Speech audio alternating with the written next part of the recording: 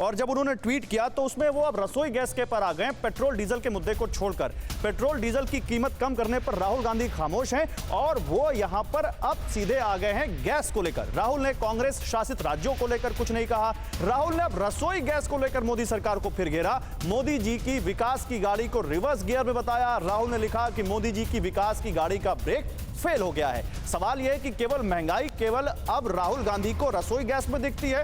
राहुल गांधी के लिए petrol diesel की महंगाई अब कोई मुद्दा नहीं रह गया, या क्योंकि राहुल गांधी से उल्टे सवाल पूछे जा रहे हैं कि भाई देखो यहां इस राज्य में इतने कम हो गए हैं, आपके यहां कम क्यों नहीं है, इसलिए यहां पर यह सवाल यहां पर राहुल गांधी को नहीं दिख रहा है। राजीव जेटली, राहुल गांधी अब कह रहे हैं कि रसोई गैस के दाम कम करो, पेट्रोल डीजल पे आपने कर दिया, शायद उनको सही लग रहा है इसलिए नहीं बोल रहे वो। आप मैंने तो आपको पहले ही कहा था, थूको और भागो। ये गंदगी मचाने वाले लोग हैं, ये कोई भी ऑथेंटिक और कंक्रीट बात नहीं करना चाहते। आपने डिबेट इस बात को लेकर के रखी थी कि आप वैट क्यों नहीं घटा रहे हैं, एक बार भी कोई जस्टिफाइड आंसर दिया किसी भी प्रवक्ता ने? मतलब ये कहना चाहते हैं कि हम कभी भी वैट नहीं घटाएंगे, हमारे राज्य में अगर अतिरिक्त बोझ पड़ता है जनता के ऊपर तो उसको बढ़ने दीजिए। दूसरी बात, मैं एक बात थोड़ा सा क्लियर कर दूं कि सरकार, केंद्र सरकार हर मुमकिन कदम उठा रही है। पहले जब आपने देखा ऑयल बॉन्ड निकाला, तो फिर जीएसटी के दायरे में ले आइए, बात ही खत्म हो जाएगी। राजीव जी चलिए डिबेट आगे बढ़ाते हैं। जीएसटी के दायरे में क्यों नहीं आ रहा पेट्रोल डीजल? जवाब दे रहा हूं मैं, इसका जवाब दे रहा हूं मैं आपसे पहले बता रहा हूं, क्योंकि हमारे देश के अंदर जो हम तेल खरीदा करते थे वो अलग अलग, पीएसयू अलग खरीदती थी, गवर्नमेंट अलग खरीदती थी और प्राइवेट प्लेयर अलग खरीदते थे। अब हमने उसका भी एक समूह बना दिया है ताकि हम इकट्ठा अच्छा नेगोशिएट कर सके, ताकि हमारे तेल के दाम घट सके।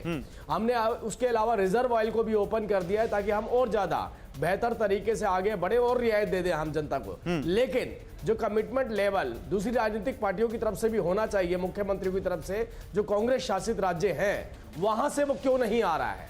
वहां राहुल गांधी ने, मैंने आपको थोड़ी फिर यहाँ भी कांग्रेस शासित राज्य सवालों के घेरे में है। एक तो वैट नहीं कम कर रहे, दूसरा जीएसटी में भी नहीं लाने दे रहे। मतलब उनको लगता है कि पेट्रोल डीजल से ही सारी कमाई होनी है। मैं आता हूं आपके पास राजीव जी, देखिए मैं आ रहा हूं सुरेंद्र भाई आपके पास, लेकिन एक बड़ी खबर, पेट्रोल डीजल और महंगाई को लेकर विपक्ष लगातार हमलावर है।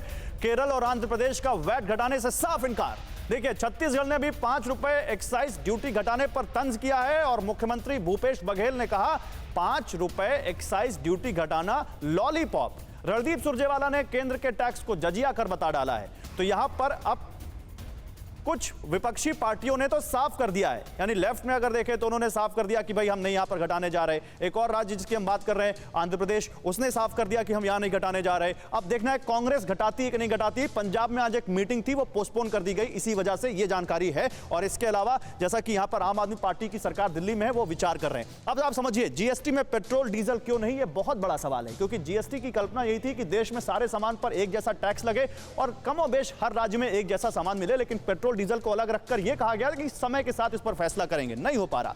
जीएसटी काउंसिल में इसे लेकर सहमति नहीं बन पा रही है और शायद इसका सबसे बड़ा कारण है क्योंकि सभी राज्यों की कमाई एक तो कोरोना में कम हुई और उससे पहले भी उनकी कमाई का सबसे बड़ा जरिया एक जो था वो था पेट्रोल डीजल पर लगने वाला वैट। सरकार के राजस्व में 1 लाख करोड़ की कमी होगी अगर जीएसटी हम यहां के दायरे में पेट्रोल डीजल ले आते हैं। केंद्र सरकार की हम बात कर रहे हैं, जीडीपी का करीब 0.4% का नुकसान भी हो सकता है। और जीएसटी में आने पर अगर राज्यवार देखें तो महाराष्ट्र को सबसे ज्यादा नुकसान होगा और महाराष्ट्र के बाद राजस्थान, मध्य प्रदेश, इनकी कमाई भी कम होगी।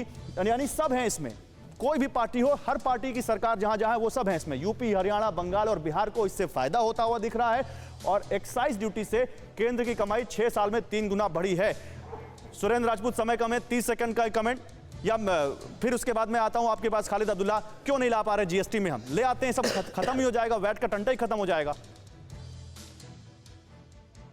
देखिए 3/4 से ज्यादा भारतीय जनता पार्टी और उनके समर्थक दलों की देश में सरकार है और जीएसटी में किसी भी वस्तु को लाने के लिए 3/4 का ही बहुमत चाहिए होता है। राजीव जेटली जी के सक्षम हैं और ये थेथराई करने की जगह और भगचोदर पना करने की जगह पर अगर ये लोग ले आए तो कौन रोक लेगा? क्या बात कर रहे हैं? तो चाहे हम आप अभी दुहाई दे रहे थे पारिवारिक रिश्तों की, अभी आप दुहाई दे रहे थे कि यहां पर मुझे वक्त दीजिए। आप जैसा प्रवक्ता ऐसे शब्दों का इस्तेमाल क्यों कर रहा है?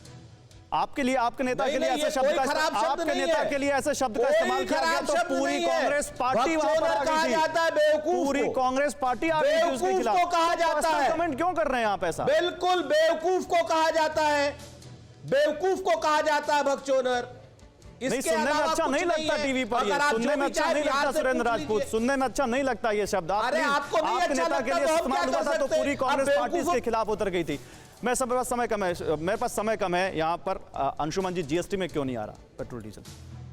ये काफी कॉम्प्लिकेटेड सवाल है और मुझे लगता है कि अभी आपको याद होगा कि एक बैठक हुई थी जीएसटी काउंसिल की हाल में ही, जिसके बाद वित्त मंत्री ने स्वयं कहा था कि केंद्र और राज्यों के बीच सहमति नहीं बनी है। इसके पीछे कॉम्प्लिकेशन क्या है? जीएसटी के दायरे में जब आप किसी चीज को लाते हैं तो या तो आपको जीएसटी कानून में एक अलग से प्रोविजन करना होगा, क्योंकि जो टैक्स आप पे करते हैं उस पर रिफंड मिलता है, आपको टैक्स क्रेडिट मिलता है। आप कल्पना करेंगे कि केंद्र और राज्य सरकारें जो जीएसटी जो टैक्स लगाती हैं पेट्रोल डीजल पर, उसका रिफंड करेंगी उद्योग को, और अगर वो रिफंड होता है तो लॉस कितना बड़ा होगा। और इसलिए, और दूसरी चीज जो मैंने सब पहले बोली थी कि जब तक पेट्रोल और डीजल से बाहर निकलकर टैक्स जुटाने और खर्च घटाने के तौर तरीके नहीं सोचे जाएंगे और पेट्रोल डीजल से सबसे ज्यादा राजस्व जुटाने की कोशिश की जाएगी। ये कुछ मुद्दे हैं जिन पर बात करना होगा और देखते हैं आगे क्या इस पर विचार मंथन होता है। फिलहाल हमारे इस कार्यक्रम में बस इतना ही। टीवी9 भारतवर्ष पर खबरों का सिलसिला जारी रहेगा। आप सभी मेहमानों का बहुत शुक्रिया। अड़ी सोमवार से शुक्रवार शाम 6 बजे सिर्फ टीवी9 भारतवर्ष पर।